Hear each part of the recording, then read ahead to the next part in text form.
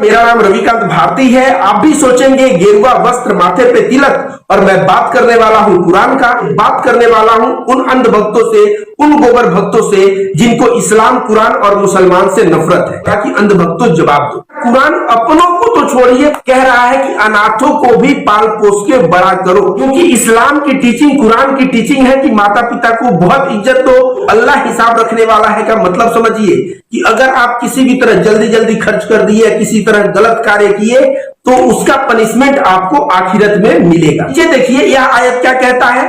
यह 10वां नंबर आयत है, 4था नंबर चैप्टर का। यह कहता है कि अनाथ का पैसा अगर अन्यायपूर्ण ढंग से तुम खर्च कर दिए, इसका मतलब तुम अपने पेट में ना आग जो है भर रहे हो। एक आयत इसमें और है, इसको पढ़िए। ये क्या कह रहा है कि अनाथ का माल उसको लौटा दो और उसके अच्छी चीजों को बुरी चीजों से मत बदलो। याद रखो, उसका ओरिजिनल सोना है और तुम नकली सोना उसको दे दिए, तो ऐसा करना गलत है। और इसके अलावा क्या कह रहा है कि उनके माल को अपने माल के साथ मिला के ना खाओ, ऐसा करना गुनाह है। मैं हूं अल्तमश और आप देख रहे हैं अल्तमश ऑफिशियल यूट्यूब चैनल। आपके स्क्रीन पर जो ये वीडियो क्लिप चल रही है रविकांत भारती जी की, आगे हम आपको ये वीडियो क्लिप दिखाएंगे, जिसमें आप देखिएगा कि रविकांत भारती जी ने जो यतीम लोग हैं, जो अनाथ लोग हैं, उनके कुरान के हवाले से, इस्लाम के हवाले से उसको क्या हुकूक दिया गया है, वो आज आप इस वीडियो में देखेंगे। रविकांत भारती जी ने बहुत खूबसूरती के साथ इस बातों को उन्होंने रखा है। तो सबसे पहले जरा आप रविकांत भारती जी को सुनिए, उसके बाद फिर हम आगे बात करते हैं। मेरा नाम रविकांत भारती है। आप भी सोचेंगे गेरुआ वस्त्र, माथे पे तिलक, और मैं बात करने वाला हूं कुरान का। तो चूंकि ये बात मैं आप लोगों से नहीं करने वाला हूं, ये बात करने वाला हूं उन अंध भक्तों से, उन गोबर भक्तों से जिनको इस्लाम, कुरान और मुसलमान से नफरत है। तो कुरान की कुछ अच्छे संदेश लेके मैं रखूंगा और उसका जवाब मैं मांगूंगा कि अंध भक्तों जवाब दो। वैसे नीचे जो आयत दिख रहा है, इस आयत को मैं एक्सप्लेन करने वाला हूं। यह आयत अपने आप में एक पूरी किताब है। दोस्तों, इसमें क्या लिखा है कि अनाथों को जांचते रहो उनके विवाह की उम्र तक, और उनके अंदर सूझबूझ डेवलप हो जाए तो उनकी संपत्ति, मतलब उनका पैसा, उनका गहना, उनका जो भी संपत्ति है, उनको वापस कर दो। कुरान अपनों को तो छोड़िए, कह रहा है कि अनाथों को भी पाल पोस के बड़ा करो। आज यहाँ लोग अपनों को छोड़ देते हैं। यहाँ पे वृद्धाश्रम में चले जाइए तो माता पिता कई पढ़े हुए हैं, उनके लड़के डॉक्टर, इंजीनियर, क्या से क्या है, और वृद्धाश्रम में माता पिता है।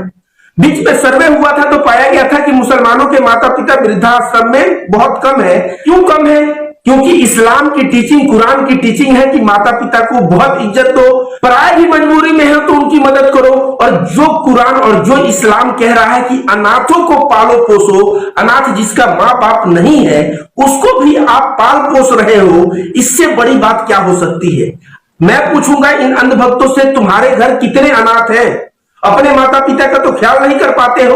एक अनाथ को अगर पालना हो तो उसके लिए उसको रोजी रोटी की व्यवस्था करना, शारीरिक मेहनत करके धन कमा के लाओगे, उसको रोजी रोटी दोगे, उसको जो है पढ़ाई लिखाई का उसको देखोगे, उसको अच्छी परवरिश देखोगे कि वह लड़का जो है एक सज्जन पुरुष बने। तो इस तरह की बात जो है ना कुरान में मिलती है। जो लोग अपने घर के लोगों को नहीं देख सकते, वे जो है मुसलमान और इस्लाम और कुरान पे कमेंट करने चलते हैं। तो दोस्तों, क्या कह रहा है? अनाथों को जांचते रहो। अब अनाथ को कौन जांचेगा? जो अनाथ को पालेगा, जब तक कि वह विवाह की अवस्था को न पहुंच जाए। अब चूंकि विवाह की अवस्था को पहुंच जाए तब क्या, याद रखो हम लोगों के भी मम्मी पापा जांचते हैं कि हाँ, जब देखते हैं लड़का अब शादी की उम्र का हो गया तो क्या कहते हैं कि अब इस लड़के की शादी कर देनी चाहिए, उसके बाद शादी भी करनी पड़ेगी। अब चूंकि वो अनाथ है तो क्या होगा कि भाई उसका माँ कौन था, उसका बाप कौन था। बहुत लोग तो लड़की वाले इनसिक्योर फील करेंगे कि अपने बेटी को वहां भेजेंगे तो माता पिता है नहीं, लड़का अकेले क्या कर पाएगा, नहीं कर पाएगा। तो उसको जांचते रहिए जब तक कि वह विवाह की उम्र को न पहुंच जाए। अगर विवाह की उम्र को पहुंच गया तो डेफिनेटली उसकी शादी की जिम्मेदारी आपकी है, आप शादी करवाइए। इसके बाद क्या है, जो अनाथ जो है उसकी संपत्ति है, मान लीजिए माता पिता मर गए हैं, कुछ जमीन है, कुछ धन है, कुछ गहना है जो आप रखे हैं, अनाथ को बड़ा भी कर रहे हैं और वो धन आपके साथ है। तो उस धन के साथ क्या करना है, जब इसकी सूझबूझ डेवलप हो जाए तो उसको उसका माल लौटा दो। अब सूझबूझ डेवलप होना क्यों जरूरी है? अगर सूझबूझ ना डेवलप हो, मान लीजिए लड़का मूर्ख है, तो कोई भी एक कहावत है ना हिंदी में कि मूर्ख के पास पैसा हो जाए तो चालाक खाए बिना नहीं मरेगा। चालाक लोग इसके पैसे को इसको मूर्ख बना के ले लेंगे और तब इसका सारा माल संपत्ति धन चला जाएगा और यह बेचारा गरीब हो जाएगा। अपने रोजमर्रा का खर्च कैसे चलाए वह सोचने लगेगा। तो सूझबूझ डेवलप होने पे इसकी संपत्ति इसको वापस दो। अनाथ को पाल रहे हो तो उसकी परवरिश तुम ऐसे करोगे कि वह चरित्रवान होगा, वह ईमान का बंदा होगा, वह दिमाग में बेईमानी नहीं चलेगी, उसके अंदर कोई बुरा लत नहीं होना चाहिए। इस तरह मतलब संस्कार भी तुम उस बच्चे को दे रहे हो परवरिश करते समय, और संस्कार दोगे और जब वह लड़का सूझबूझ हो गया तो उस लड़के को उसकी संपत्ति दे दोगे।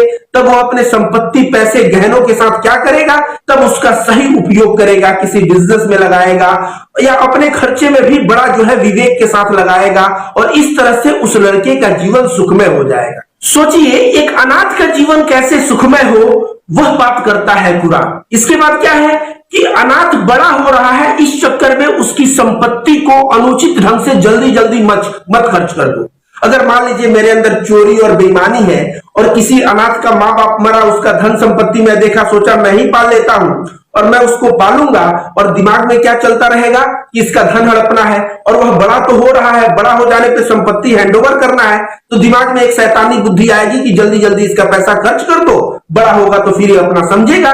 तो ऐसा भी चीज मना किया गया है कि वह लड़का बड़ा हो रहा है तो तुम जल्दी जल्दी उसका धन खर्च नहीं करो।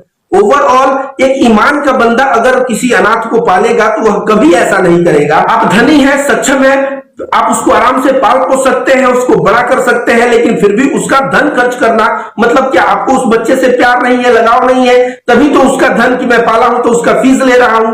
तो ऐसे में आपको बचना है। अगर आप सक्षम है, अमीर है, तो ऐसे पैसे को खर्च करने से बचना है। और अगर आप गरीब हैं तो रीति रिवाज से पैसे खर्च कर सकते हैं। मतलब समझिए, मान लीजिए एक गरीब है और अनाथ को पाल रहा है और उसको मेहनत करके खिला पिला सब रहा है, लेकिन एक दिन पैसे नहीं है तो क्या उस अनाथ और अपने परिवार को पूरा भूखा रख दे? भूखा तो रखेगा नहीं। कुछ पैसा अगर है अनाथ का तो उसमें से खर्च करके एक दिन का रोजी रोटी जरूर चला सकता है। तो लिखा है रीति रिवाज से अनाथ का पैसा अगर आप गरीब हैं तो कभी कभी खर्च कर सकते हैं। ओवरऑल आप गरीब हैं तो इसका मतलब यह नहीं कि आप नौकरी पेशा छोड़ के बैठ जाएं और उसी के पैसे से खाएं। कभी मजबूरी पड़ने पे आप उसके पैसे को खर्च कर सकते हैं। इस तरह की बात कुरान का यह आयत कहता है। और जब उसके माल उस अनाथ को आप लौटा रहे हैं तो चूंकि आप ईमानदारी से लौटा रहे हैं तो उसकी उपस्थिति को ही आप गवाही बना लीजिए और याद रखिए अल्लाह हिसाब रखने वाला है।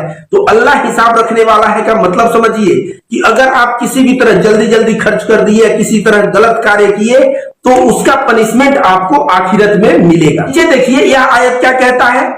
यह 10वां नंबर आयत है, 4था नंबर चैप्टर का। यह कहता है कि अनाथ का पैसा अगर अन्यायपूर्ण ढंग से तुम खर्च कर दिए, इसका मतलब तुम अपने पेट में ना आग जो है भर रहे हो और ऐसा आदमी आग में जरूर जलेगा। तो इसमें क्या कह रहा है, अनाथ का पैसा अगर आप अन्यायपूर्ण ढंग से खर्च किए, तो अन्यायपूर्ण ढंग से मतलब चोरी बेईमानी जल्दी खर्च कर देना, कहीं ना कहीं उड़ा देना, अगर ऐसा आप किए हैं तो आप अपने पेट में आग भर रहे हैं और आप आखिरत में आग से जलेंगे। यह बात समझने जैसा है। अगर आप बेईमान हैं, और बेईमान लोग तो वैसे ही आग में जलता है, आखिरत में छोड़िए, मरने के बाद तो छोड़िए, वैसे ही आग में जलता है। बेईमानी किए रहोगे तो हमेशा डर में रहोगे, हमेशा तुमको टेंशन बना रहेगा, जीवन यहीं पे नर्क रहेगा। इसलिए ओवरऑल कुरान की ये 2 आयत से हमें क्या संदेश मिलता है कि अनाथ पालो, उसको बड़ा करो और उसकी धन संपत्ति जो माल है उसको जो है वापस कर दो। और तब वापस करो जब उसको ऐसा परवरिश दे दो कि वह उस पैसे का गलत खर्च ना करे, उसको सूझबूझ ऐसी हो कि उसको कोई मूर्ख बना के उसके पैसे को कोई लूट ना ले। इस तरह की हिदायत देता है। एक आयत इसमें और है, इसको पढ़िए। ये क्या कह रहा है कि अनाथ का माल उसको लौटा दो और उसके अच्छी चीजों को बुरी चीजों से मत बदलो। याद रखो उसका ओरिजिनल सोना है और तुम नकली सोना उसको दे दिए तो ऐसा करना गलत है। और इसके अलावा क्या कह रहा है कि उनके माल को अपने माल के साथ मिला के ना खाओ, ऐसा करना गुनाह है। तो ओवरऑल कुरान का मैसेज क्या है? कुरान का मैसेज है अनाथ को पाल पोस के बड़ा करो, लेकिन उसके साथ कोई बेईमानी कोई चोरी मत करो, उसका धन उसको वापस कर दो ताकि वह जो है अपने जीवन में धन का उपयोग। रविकांत भारती जी ने जो बात कही है यतीम बच्चों के लिए, अनाथ बच्चों के लिए, इन तमाम मुद्दों पर आपका क्या कहना है आप हमें ज़रूर कमेंट करके बताइएगा। अगर ये वीडियो अच्छी लगी है तो इस वीडियो को एक लाइक कीजिएगा और इस वीडियो को अपने दोस्तों में ज़्यादा से ज़्यादा शेयर कीजिएगा। अगर आप इस चैनल पर नए हैं तो इस चैनल को सब्सक्राइब करके ऑल नोटिफिकेशन भी दबा लीजिएगा, ताकि आने वाली हर वीडियो की नोटिफिकेशन आप तक सबसे पहले पहुंचती रहे। तो फिर दीजिए अपने दोस्त अल्तमश को इजाजत, फिर हम मिलते हैं किसी नई वीडियो में।